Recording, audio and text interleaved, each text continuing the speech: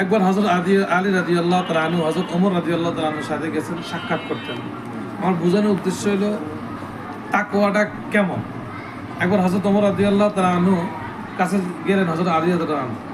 তখন আলী রাদিয়াল্লাহু আনহু জিজ্ঞেস করে দেন, গেছে যাওয়ার পরে হযরত ওমর রাদিয়াল্লাহু তাআলা আনহু জিজ্ঞেস করলেন, ইয়া আলী, তুমি যেন আমার কাছে আসছো, মানে তখন তিনি রাষ্ট্রীয় কাজ করতেছেন, মানে রাষ্ট্রের কাজ করতেছেন।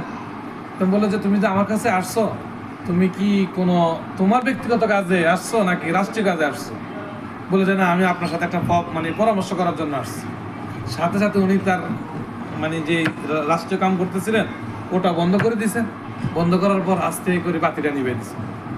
আলী রাদিয়াল্লাহু বললেন, ইয়া ওমর, তুমি বাতি বন্ধ করলে কেন? আমি তো মেহমান, তো মেহমানদের তো মেহমানদারি করা চাই। তখন বলছে যে তুমি তুমি তোমার ব্যক্তিগত পরামর্শ করবা, রাষ্ট্রীয় কোনো পরামর্শ করবা না। তো সুতরাং তোমার ব্যক্তিগত পরামর্শ করতে গেলে এটার জন্য তোমার রাষ্ট্রীয়ভাবে তোমার তেল দেওয়া হবে, এটা না, শোভনীয় না। আসলে এটা তখনই সম্ভব যখন আল্লাহর ভয় অন্তরে থাকবে। যে আল্লাহর ভয় অন্তরে আছে বিদায় রাষ্ট্রীয় সম্পদ তাদের নিজে একসাথে পরামর্শ করব, তারপরে রাষ্ট্রীয় সম্পদ নষ্ট করে না।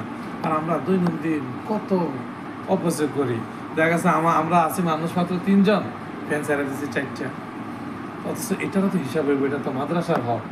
ইনশাল্লাহ আমরা অপচয় করা থেকে বেঁচে থাকবো। আল্লাহ বলছেন, ওয়ালা তুসরিফু ইন্না ওয়ালা ইউহিব্বুল মুসরিফিন, তোমরা অপচয় করো না, আল্লাহ অপচয়কারীদেরকে ভালোবাসেন না। ঠিক আছে।